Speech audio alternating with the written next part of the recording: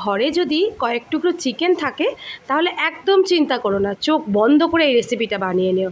এই রেসিপিটা খেতে হয় অসম্ভব সুন্দর, যে কোনো হোটেল রেস্টুরেন্টের রান্নাকে কিন্তু এক কথায় টক্কর দিতে পারে। তো চলো আমরা রেসিপিটা দেখে নিই। ঘরে কয়েক টুকরো সলিড চিকেন ছিল, সেগুলোকে ছোটো ছোটো পিস করে নিয়েছি। 5 কোয়া রসুন দিয়েছি, একটা কাঁচা লঙ্কা দিয়েছি, কয়েক টুকরো আদা দিয়েছি, একটা পেঁয়াজ দিয়েছি, আর জিরের গুঁড়ো, গরম মশলার গুঁড়ো, স্বাদ মতো লবণ, আর দিয়েছি চিলি ফ্লেক্স, আর কিছুটা ওপর থেকে ফ্রেশ ক্রিম দিয়ে একটা পেস্ট বানিয়ে নেব। এবার সাদা তেল দিয়ে মাখিয়ে এরম কোপ্তার আকারে বানিয়ে নেব। এগুলো বানিয়ে 15 মিনিট মতন রেস্টে রাখবো। এদিকে কড়ায় তেল গরম করে তাতে গোটা গরম মশলা ফোড়ন দিয়েছি, আর দিয়েছি 2টো পেঁয়াজ কুচি, খানিকটা আদা, রসুন, কাঁচা লঙ্কা, আর বেশ খানিকটা কাজু। ঝালটা তোমরা তোমাদের স্বাদ মতো দেবে। এইবার এটাকে হালকা করে ভেজে নেব, খুব কড়া ভাজবো না, একটু জাস্ট নরম করে নেব।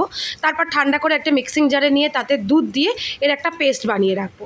কড়াইতে আরও খানিকটা তেল গরম করে তাতে যে কোফতাগুলো বানিয়ে রেখেছিলাম ওগুলো এরম লাল লাল করে দুপিটি ভেজে নেব। ভেজে তুলে নিয়ে বাকি যে কোফতাগুলো আছে সব ভেজে নেব।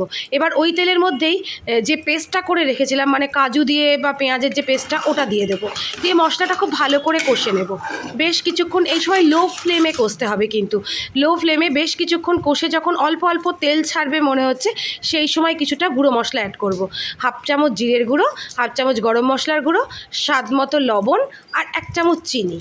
এই সমস্ত গুঁড়ো মশলাগুলোকে দিয়ে ভালো করে সব মশলা একসাথে কষাতে শুরু করব। ফ্লেমটা কিন্তু সব সময় লোতে থাকবে। এবার খুব ভালো করে কষিয়ে নেব। কষাটা খুব সুন্দর করতে হবে, কন্টিনিউ নেড়ে নেড়ে খুব ভালো করে কষিয়ে নিয়ে যখন খানিকটা তেল ছাড়বে, সেই সময় আমি এতে 2 চামচ টক দই অ্যাড করব। আমি টক দইটা আগে থেকে ফেটিয়ে রেখেছিলাম, 4 চামচের 2 চামচ টক দই দিয়েছি। টক দই দিয়েও কিন্তু গ্যাসের ফ্লেমটা কম থাকবে, আর কন্টিনিউ এই সময় খুন্তিটা নেড়ে মশলাটা কষিয়ে যেতে হবে।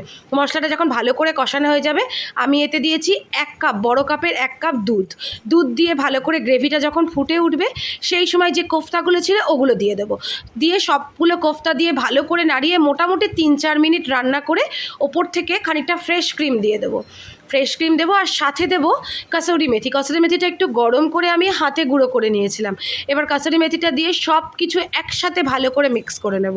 দিয়ে মোটামুটি 3-4 মিনিট রান্না করতে দিতে হবে। 3-4 মিনিট একটু রান্না হয়ে গেলেই এটা সম্পূর্ণ রেডি হয়ে যাবে। এবার আমি গ্যাসের ফ্লেমটা বন্ধ করে 10 মিনিট স্ট্যান্ডিং টাইমে দেবো। আর সাথে এটা এর সাথে খাওয়ার জন্য ভেজে নিয়েছিলাম পরোটা। তোমরা রুটি, পরোটা, লুচি, তন্দুরি রুটি, নান, যে কোনো কিছুর সাথে এটা খেতে পারো। খুব ভালো লাগে খেতে, অসম্ভব সুন্দর এর টেস্ট হয়। তোমরা অবশ্যই বাড়িতে একবার বানিয়ে দেখো এই চিকেন মালাই কোফতা কারি। দারুণ, সবাই খুব পছন্দ করবে তোমাদের রান্না। আর আমাকে কিন্তু জানিও তোমাদের কেমন লাগলো, কমেন্ট করতে ভুলো না। আজ এই পর্যন্তই, টাটা।